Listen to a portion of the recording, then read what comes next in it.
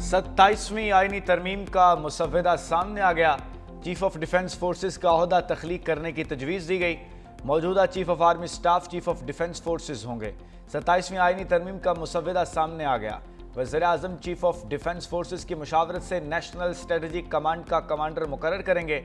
आइन पाकिस्तान के आर्टिकल 48 में तरामीम की तजवीज़।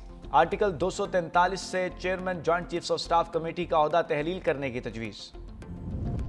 वफाकी काबीना ने 27वीं तरमीम के मुसव्वदे की मंजूरी दे दी।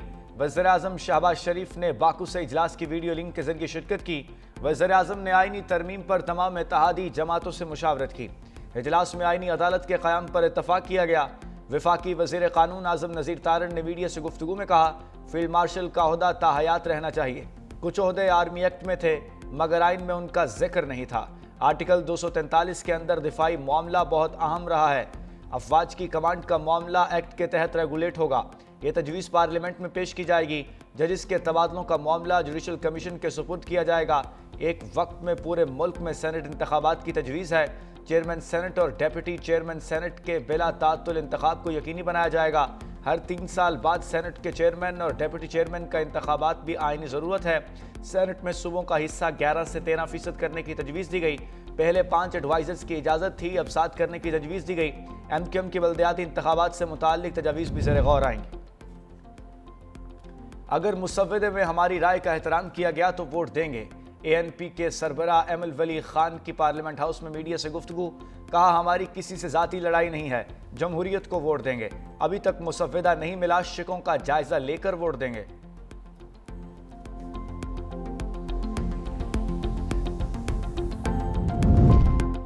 सेनेट में अपोजिशन का बैरिस्टर अली जफर की क़यादत में हंगामी इजलास। 27वीं तरमीम के पेश किए जाने पर अपोजिशन की हिकमत अमली पर तफसीली तबादला ख्याल। इजलास में नामजद अपोजिशन लीडर सेनेटर अल्लामा राजा नासर अब्बास जाफरी, सेनेटर नूरुल हक कादरी, सेनेटर फलिक नाज, सेनेटर अब्बास और दीगर की शिरकत।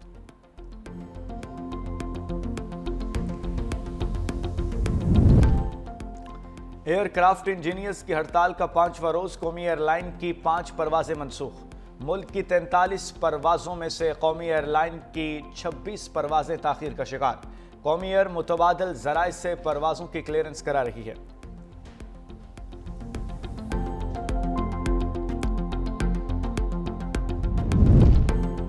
और बिजली 48 पैसे फी यूनिट सस्ती, नोटिफिकेशन जारी। नेपरा के नोटिफिकेशन के मुताबिक बिजली सितंबर की फ्यूल प्राइस एडजस्टमेंट की मद में सस्ती की गई। सार्फिन को रिलीफ नवंबर के बिजली के बिलों में मुंतकिल किया जाएगा। लाइफ लाइन सार्फिन के सिवा इसका इत्तलाक कराची समेत मुल्क भर के सार्फिन पर होगा।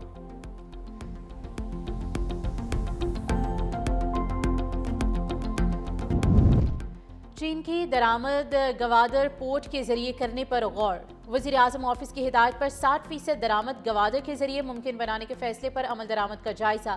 वज़ीर बहरी उमूर जुनेद अनवार चौधरी की ज़ेर सदारत इजलास में पोर्ट कासिम पर रश की सूरत हाल का जायजा लिया गया। वज़ीर का कहना था कि चीनी और सीमेंट की अनलोडिंग तेज की जाए। जहाज़ों की बर्थिंग पहले आओ पहले पाओ उसूल के तहत यकीनी बनाने और इदारों को कार्गो शेड्यूल से बरवक्त आगाही देने की भी हिदायत की। हुर्रियत रहनुमा यासीन मलिक की जान बचाने के लिए अहलिया की आलमी मुदाखलत की अपील। मशाल मलिक ने अमरीकी सदर डोनाल्ड ट्रंप के नाम ओपन लेटर लिख दिया। मशाल मलिक ने कहा कि भारतीय अदालतों से इंसाफ की उम्मीद नहीं है। यासीन मलिक की जिंदगी खतरे में है। 10 नवंबर की अदालती कार्रवाई रोकने और यासीन मलिक को फौरी तिब्बी सहूलियात फराहम करने की अपील। ये एक बीवी और माँ की इंसानी अपील है। अगर जान बची तो ये दिलों का नोबेल होगा।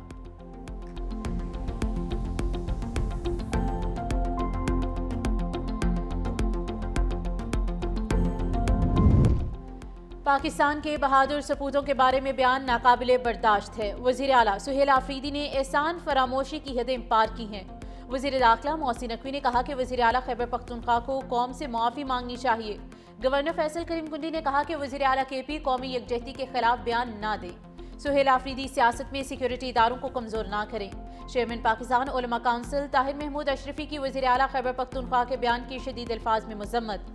कहा, पाकिस्तान का तशख़्ख़ुस खराब करने की कोशिश की गई है।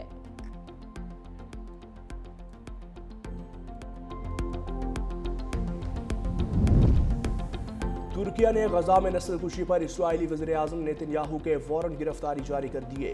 استنبول کے پروسیکیوٹر کے مطابق اسرائیلی وزیر دفاع، قومی سلامتی کے وزیر اور صہیونی فوج کے سربراہ سمیت 37 عہدیداروں کے وارنٹ گرفتاری بھی جاری کیے گئے۔ بیان میں کہا گیا کہ اسرائیلی حکام نے غزہ میں منظم طور پر انسانیت کے خلاف جرائم کیے۔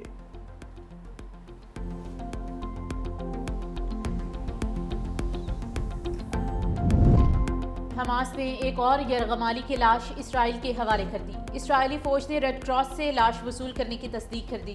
اسرائیلی میڈیا کے مطابق لاش کو شناخت کے لیے فورینسک انسٹی ٹیوٹ منتقل کر دیا گیا۔ لاش کی شناخت ہونے کے بعد گھر والوں سے رابطہ کیا جائے گا۔ دوسری جانب صہیونی فوج کی جانب سے جنگ بندی معاہدے کی مسلسل خلاف ورزیاں جاری ہیں۔ قابض فوج نے شجاعیہ میں ڈرون حملہ کر کے بچے کو شدید زخمی کر دیا۔ دوسری جانب اسرائیلی آرمی چیف کا فوج کو غزہ میں تمام سرنگیں تباہ کرنے کا حکم۔ خواتین کو با اختیار بنانا صرف انصاف کا تقاضا نہیں بلکہ پائیدار ترقی کے دروازے کھولنے کی کنجی ہے۔ آصفہ بھٹو کی شہزادی سبیکہ ابراہیم الخلیفہ عالمی ایوارڈ کی تقریب میں شرکت۔ کہا، یہ ایوارڈ خواتین کی شمولیت، انصاف اور مواقع کی نمائندگی کرتا ہے۔ مملکت بحرین کی بصیرت افروز قیادت اور اس بامانی اقدام کو خراج تحسین پیش کرتی ہوں۔ پاکستان میں خواتین کی با اختیاری غیر معمولی خواتین کے وژن اور جرأت کی عکاس ہے۔ لاہور میں فضائی آلودگی ایک بار پھر اضافہ۔ دنیا کے آلودہ ترین شہروں کی فہرست میں لاہور کا دوسرا نمبر، AQI 336 ریکارڈ۔ ماہرین کی شہریوں کو ماسک استعمال کرنے کی ہدایت۔ سردی کی شدت میں بھی اضافہ کا ریکارڈ۔ کئی علاقوں میں دھند پڑنے کا سلسلہ شروع ہو چکا۔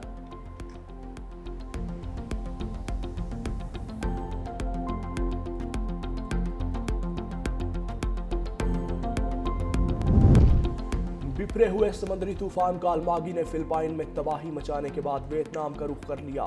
موسلا دھار بارشوں اور طوفانی ہواؤں نے نظام زندگی مفلوج کر دیا۔ 3000 کے قریب مکانات کو نقصان پہنچا۔ مختلف حادثات میں 5 افراد ہلاک اور متعدد زخمی۔ ادھر فلپائن میں کالماگی کی تباہ کاریاں تباہی کی خوفناک داستانیں چھوڑ گئیں۔ 188 افراد جان کی بازی ہار گئے جبکہ 132 افراد تاحال لاپتہ۔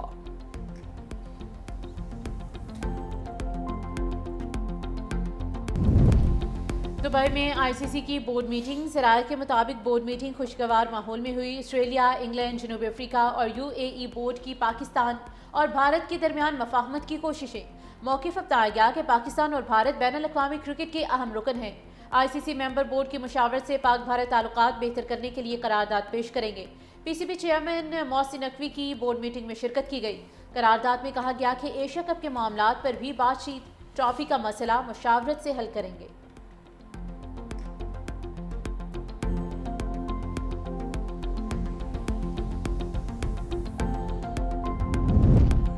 ون ڈے سیریز کس کے نام ہوگی؟ فیصلہ فیصل آباد سٹیڈیم میں ہوگا۔ پاکستان اور جنوبی افریقہ آج فیصلہ کن میچ میں آمنے سامنے ہوں گے۔ پہلے میچ گرین شرٹس، دوسرا پروٹیز کے نام رہا۔ آج کے میچ کے لیے قومی ٹیم میں ایک تبدیلی کا امکان، کھلاڑیوں کا ٹریننگ سیشن۔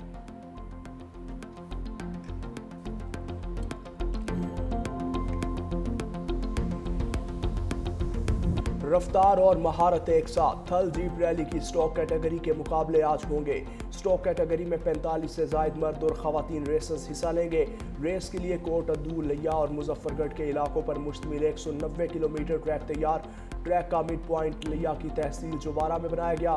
کل پری پیڈ کیٹیگریز کے مقابلوں کا انعقاد ہوگا۔